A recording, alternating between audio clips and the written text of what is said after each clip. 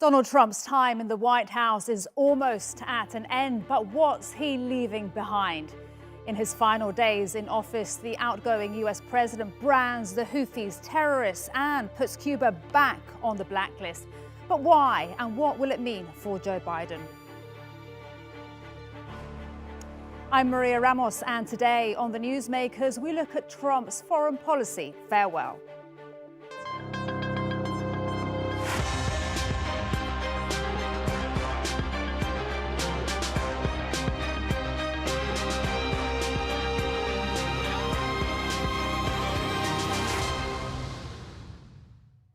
Every day, Yemenis fight to survive. If they're not dodging airstrikes, they're desperately searching for food.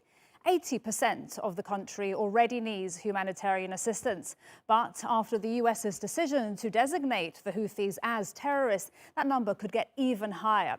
Now, whatever you may think of the Iran-allied rebel group, they do control large parts of the country, including the capital. So any worthwhile diplomatic discussions would need them around the table. So is Donald Trump's designation dangerous? Will it kill any chance of peace and potentially push many more into abject poverty? Well, we'll discuss that in a moment. But first, Adam Pletz has this report.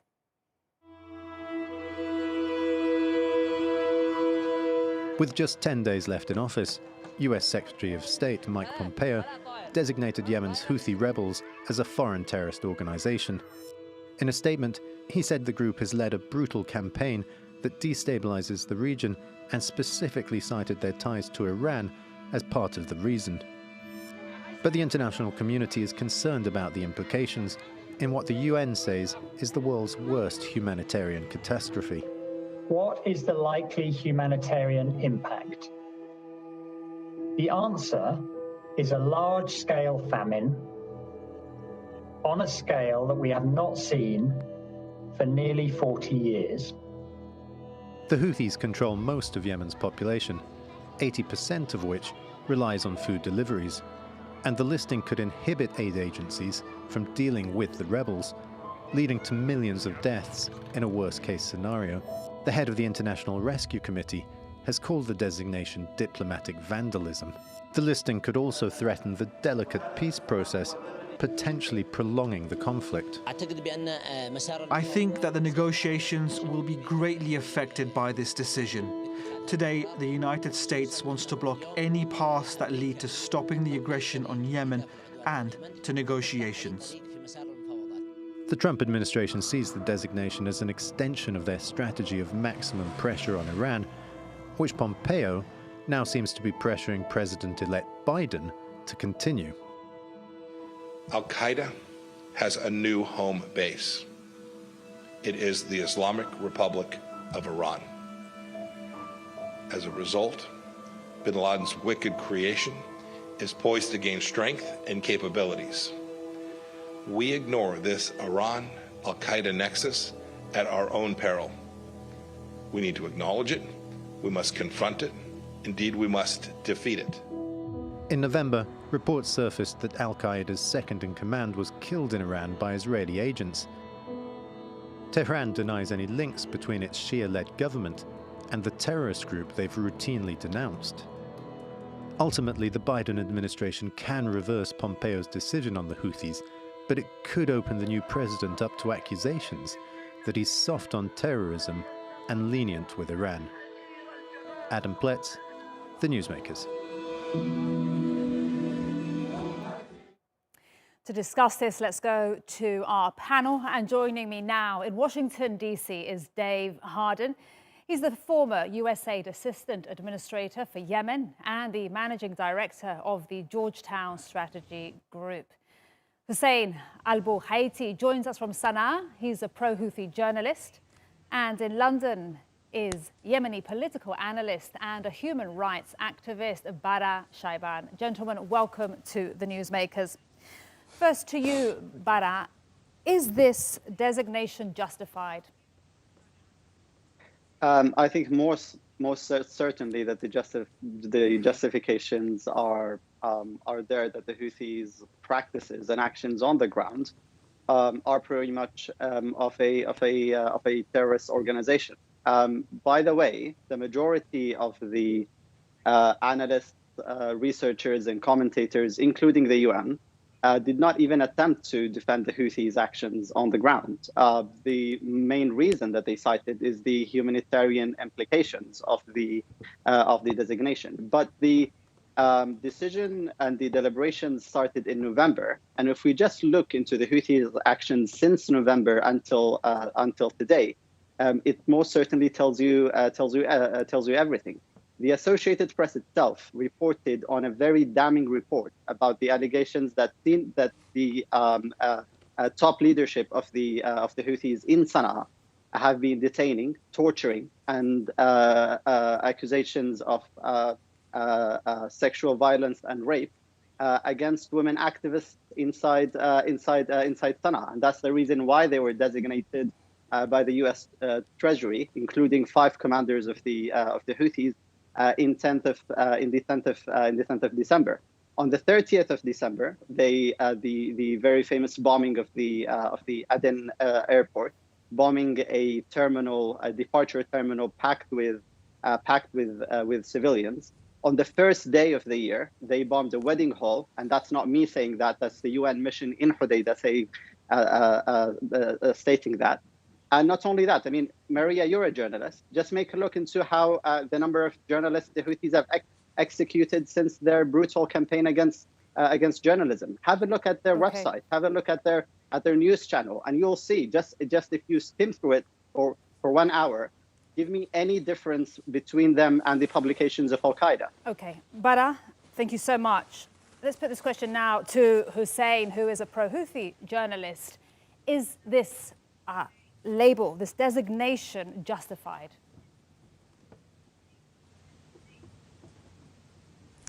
I mean, it wouldn't matter is it justified or not, because what main important for the United States, they call anyone who is against their policy in the region as a terrorist, man. As they say, one man terrorism is another man freedom fighter. So the Houthi were here clear that this doesn't actually bother them. It will only actually undermine the peace process, and it will mainly affect the effort of the UN and other NGOs who are working on Yemen, who millions of Yemeni depend on these NGOs. But on the matter of military-wise, I don't think that this will have any effect on Sana'a forces, because it will actually affect Saudi Arabia. If there is no peace, we'll talk about the impact later, but or is no it negotiation, justified? I think that Yemeni army will step. Answer the question, if you may.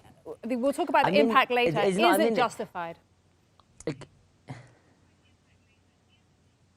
I mean, there is no answer for this. I mean, we don't care for the United States and what they say about the Houthi or what designation they put the Houthi in. This is the answer. Okay. Let's talk now to our next guest and speak about aid. Dave, that question to you. How difficult is providing aid already? Because this designation is very likely to affect humanitarian aid very severely. How much worse will it make it? So I think the situation is dire. It actually comes into effect tomorrow, and the Biden administration is sworn in on Wednesday. But I want to be clear, it's not simply aid. Any transaction that goes through the international banking system will be affected here. So while aid will be seized and cease under this, so will any transaction of food, basic commodities, water systems, sanitation systems, any diaspora remittances, anything that goes through the international banking system will be prohibited as a matter of civil and criminal law. And, you know, I've read the World Food Programme calling this designation a death for hundreds, if not millions, and also some very dire warnings from the UN about the year ahead on the humanitarian level. Do you expect that? Look, the Houthis are the one party in control that can change the humanitarian situation in Yemen today. They could simply open it up to allow food and basic commodities, whether it's from NGOs in the aid community or the private sector, in. If they fail to do that, the consequences and the knock-on effects of this FTO designation will be dire. There will not be any transaction that goes through the international finance institutions, the global system. And so that means any letter of credit for any shipper who's trying to bring in any food or any basic commodities will not be able to go forward. Hussain, what do you make of Dave's remarks?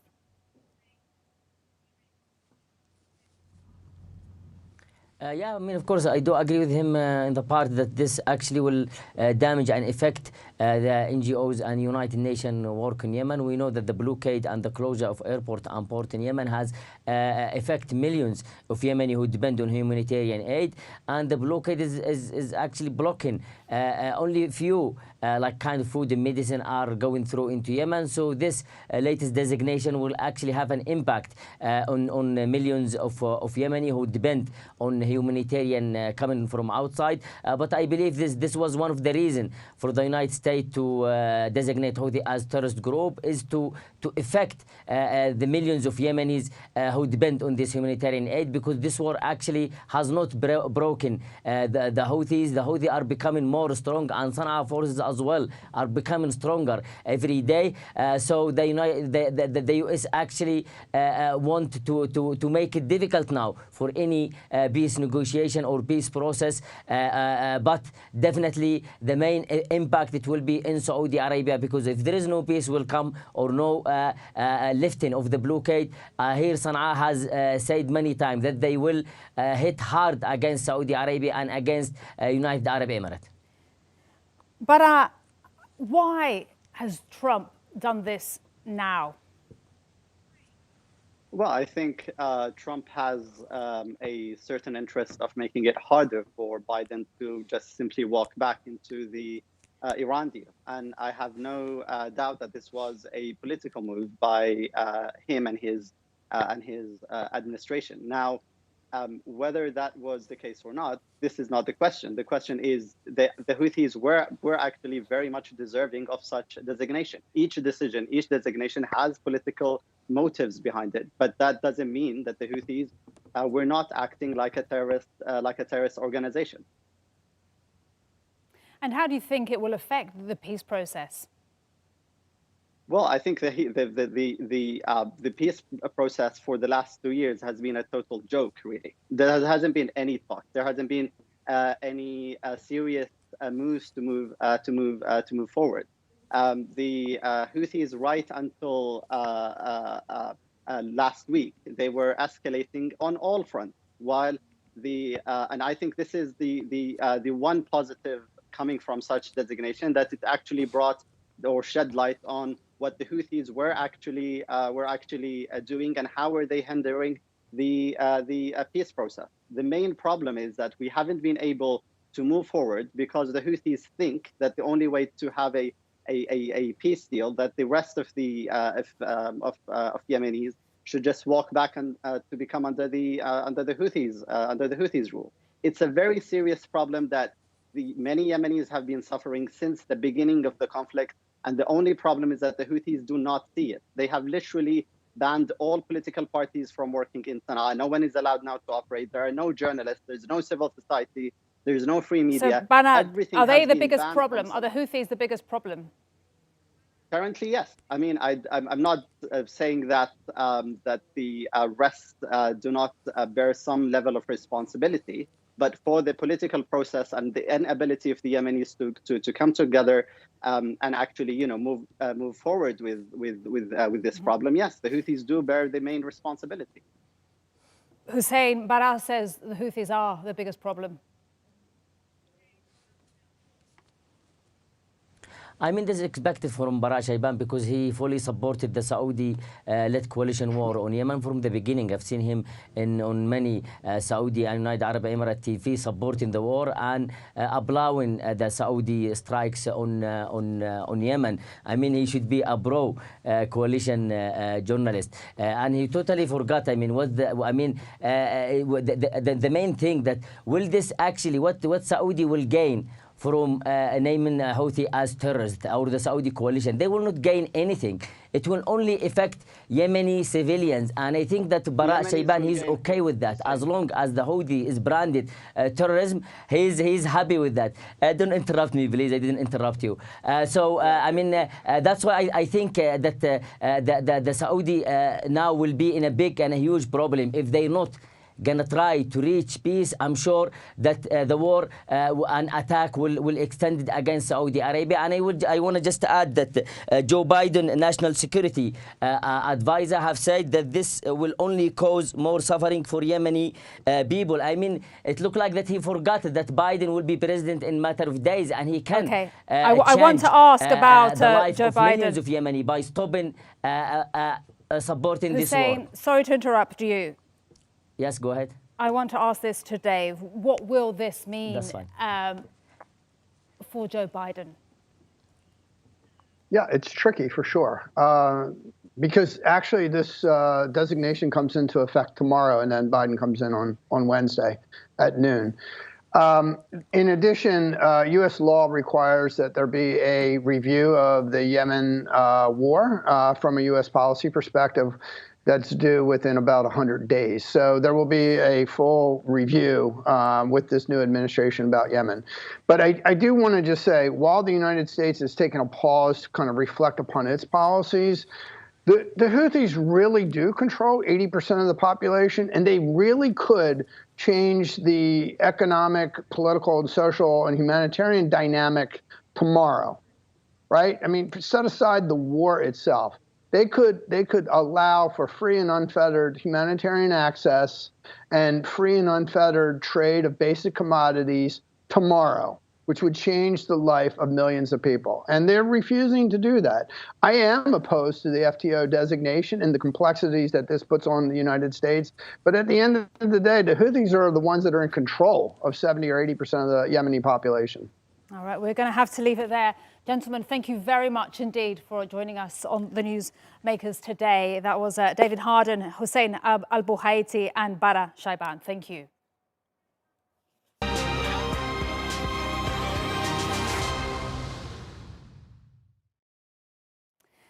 Well, it's not just the Houthis that the US have labelled as terrorists. Cuba has once again been blacklisted. In his final week in office, Donald Trump designated the country a state sponsor of terrorism, but his motives are being questioned.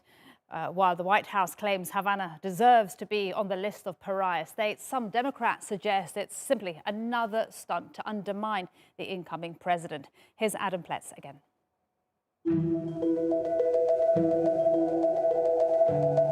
Following swiftly from his designation of the Houthis as terrorists, Pompeo has relisted Cuba as a state sponsor of terrorism, accusing Havana of harboring US fugitives and Colombian rebel leaders, as well as supporting Venezuelan President Nicolas Maduro.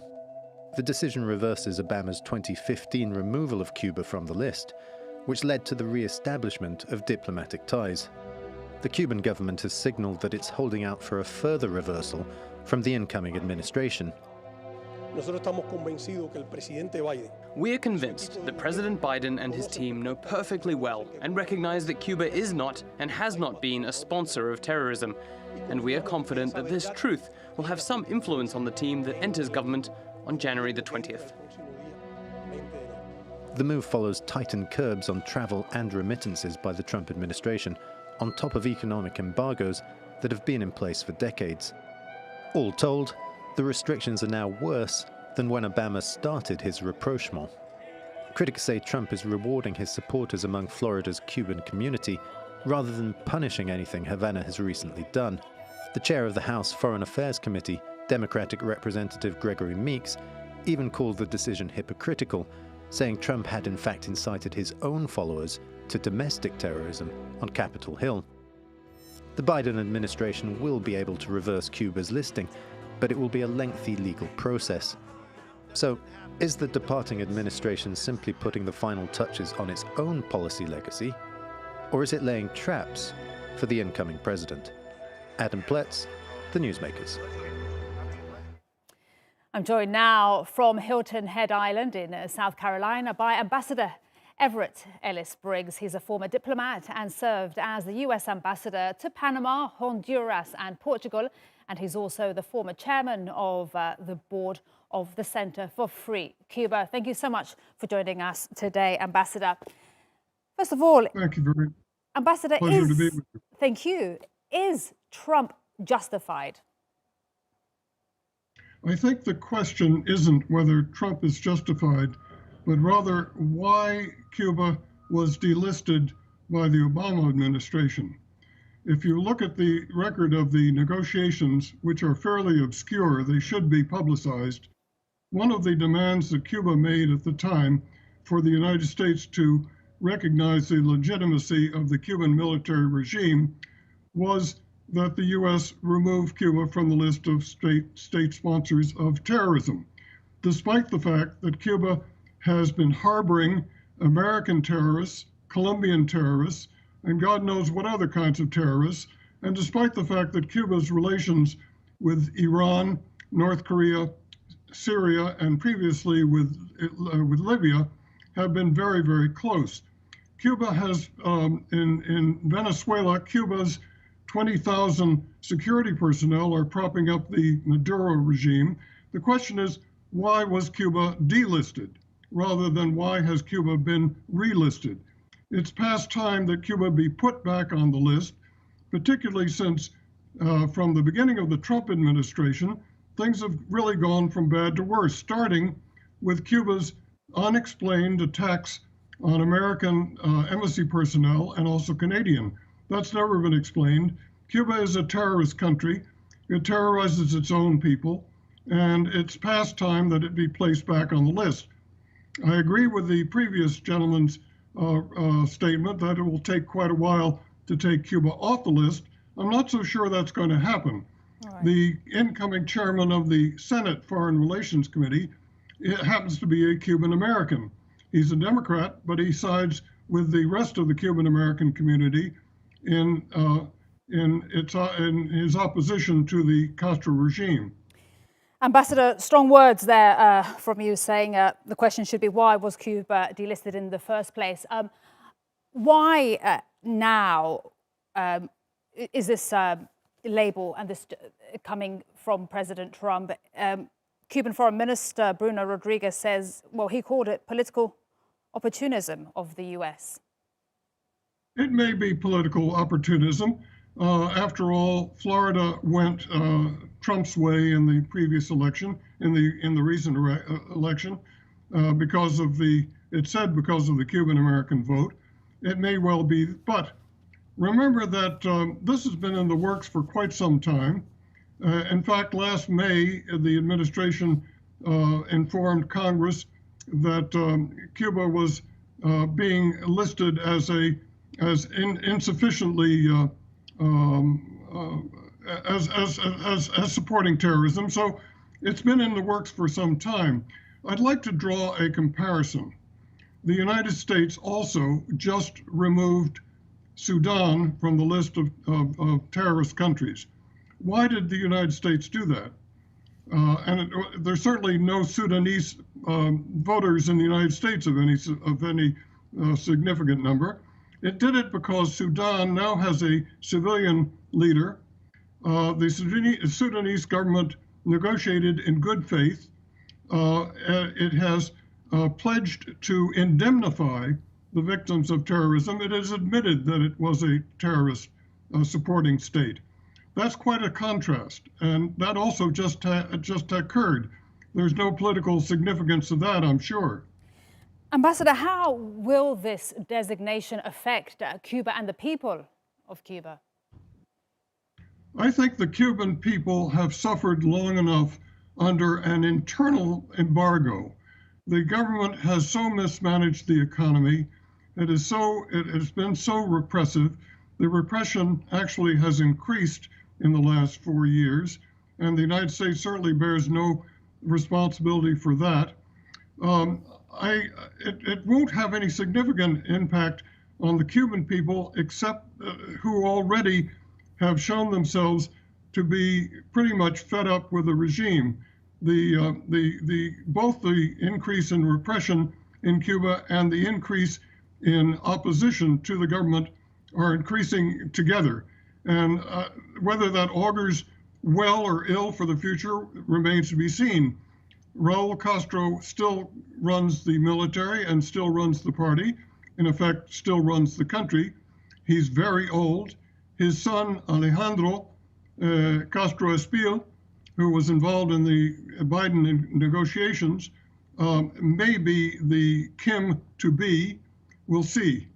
But there's no question that opposition in Cuba by the democratic dissident movement is increasing exponentially. Ambassador Everett Ellis Briggs, that's all we have time for today. Thank you very much indeed. And thank you for watching. See you next time on The Newsmakers. Bye-bye.